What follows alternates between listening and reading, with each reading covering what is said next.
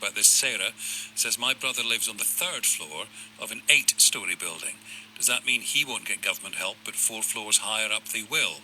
Sarah says, it makes no sense. It's completely arbitrary with no rationale or common sense. Millions left out again with no help. This government has to go. It's a disgrace. Just on that detail of if you're on the third, let me get this right, the third floor of an 8-storey building, what sort of help do you get? So it doesn't matter what floor you're on, so long as the building itself is over 18 metres tall, it should qualify for that government grant. If they were on the third storey of a 4-storey building, they'd be going through the loans options, it looks like. Tony says, this cladding story is incredible. Who on earth sanctioned the use of all this material in construction? Seems a bit tough to put a levy on property companies now who may have no historical connection with those unsafe practices at all. What a mess. Who, says Tony, is really responsible for all this? Now, I suspect it's a very complicated answer.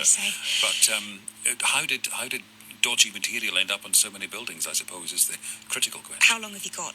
I mean, we could be here for days, we could be here for weeks. That's what the Grenfell inquiry is trying to work out at this phase at the moment. It's a combination of regulations not being up to scratch in some areas, builders not building buildings properly, materials being sold or being marketed in ways perhaps that they shouldn't, and I think just a real lax sense that just let it slip for years until it all came crashing out into the open following Grenfell.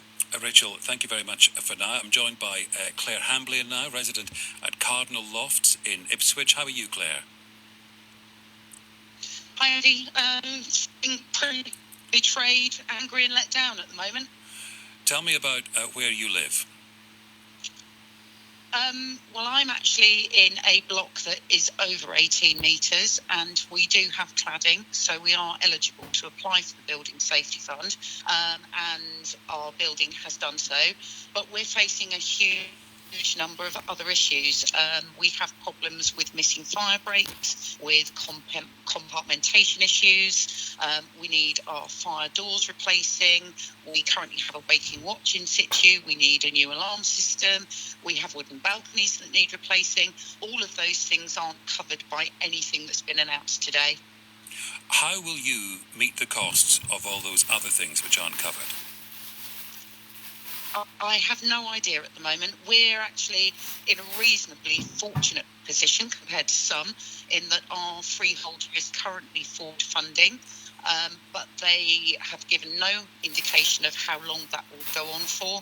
And under current leasehold law, that money could be demanded from us within 28 days. As things stand, my service charge budget for the year ahead is £12,000. Now, that £12,000 only covers costs for the waking watch, the alarm system, the fire doors and project management. So that cost doesn't include any cladding remediation work costs that we are responsible for, or any works that need to be undertaken under the problems with fire breaks and compartmentation and balconies. So we're in a hugely uncertain position, and financially I don't know where I will be this time next year. How are you coping with the stress? Not sleeping well, that's for sure. Waking up at 3 a.m, having anxiety attacks, worrying about whether the building's going to catch fire, wondering whether that fire alarm is going to go off, and wondering how you're going to get yourself out of this trap that you're in. It's a living nightmare. What are your plans? I mean, I don't know whether you always plan to stay there for several years, or whether you're hoping to move, or whether your work might take you out of town, because that's another factor here, isn't it? People are trapped and can't get on with their lives. Sure. Well, this time last year I was on the point of exchanging contracts on a rather nice apartment that was twice the size of where I am now, with a lovely balcony overlooking our lovely Ipswich marina here, and I was refinancing this property as a buy-to-let, so this would be an investment property for my retirement, and then as that sort of transpired, valuation on this property came back at zero, and from that point onwards the problem has just escalated. It's Rachael Venables here. If I can just jump in and ask you a question. When you heard the announcement from Robert Jenrick earlier today, were you expecting or hoping more? I just wonder, had you sort of reached a point where you almost didn't dare get your hopes up. Yeah, I guess, there's always that glimmer of hope. So, yeah, whilst we're feeling pretty let down, I guess it was not surprising to any of us involved in this situation. I think one of the things that actually angered us, and, bearing in mind that I'm not affected by the fact that my building's below 18 metres, the whole concept of loans for smaller buildings based on what? I just don't understand. And also, saying £50 per month capped, and that will stay with the property. Well, is that for the length of the lease? Because that could be, a ridiculous amount of money. And, the negative equity that people face in those positions, it's just outrageous. Claire, it's good to hear from you. Thank you. Claire Hamblin, resident at Cardinal Lofts in Ipswich. On that question of buildings under 18 metres, let's hear now from Charlotte Woods. Charlotte, you're a resident in a building of 15 metres, I think, in Salford. Tell me about your position first.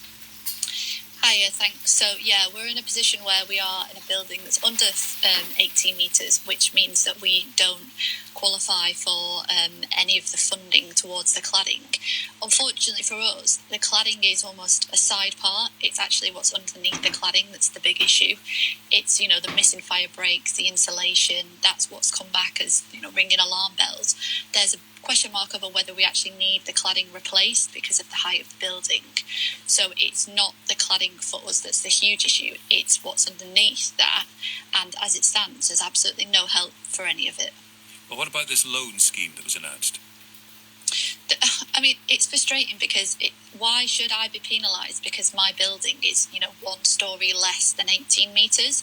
If I had one extra level to the building, any remediation towards cladding would be free, whereas if the cladding is replaced, I'm going to have to pay £50 a month. Now, as the caller before just mentioned, I have no idea how that's going to impact the cost of the property.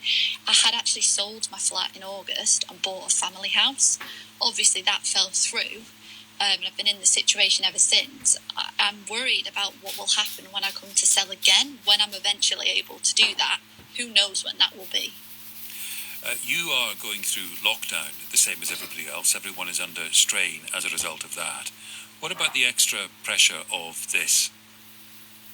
It feels like you're living through 2 pandemics. That's the only way I can describe it. When I go to sleep, it's what I think about. When I wake up, it's what I think about. I can't plan my life. I'm 27 years old. I'm supposed to be getting married this year. I want to start a family. I feel like question marks. Can I get married? Will I be able to afford that? I don't know. Will I be able to start a family? I don't want to do it in an unsafe flat. That's not a good idea.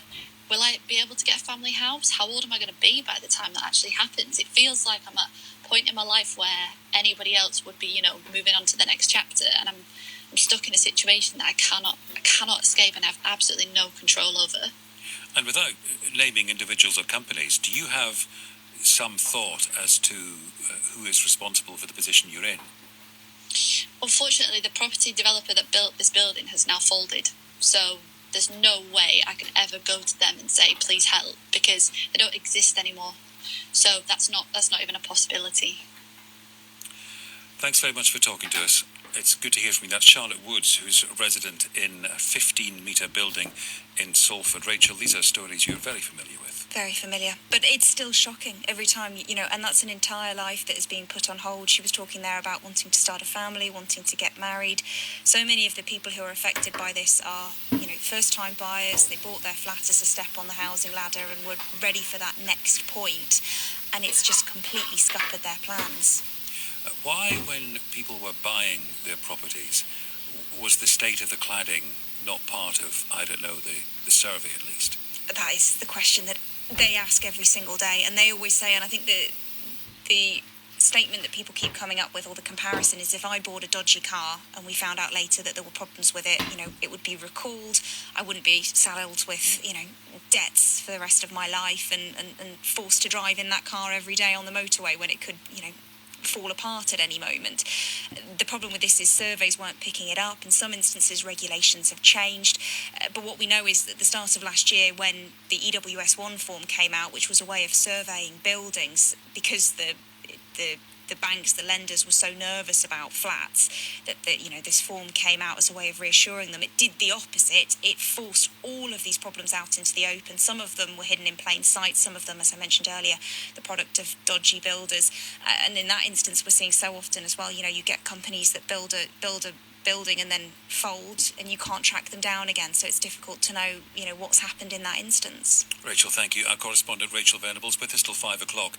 Be part of the conversation. I want to know your reaction to the announcement today from England's Housing Secretary Robert Jenrick. Some on his own side saying he is incompetent and doesn't understand the problem.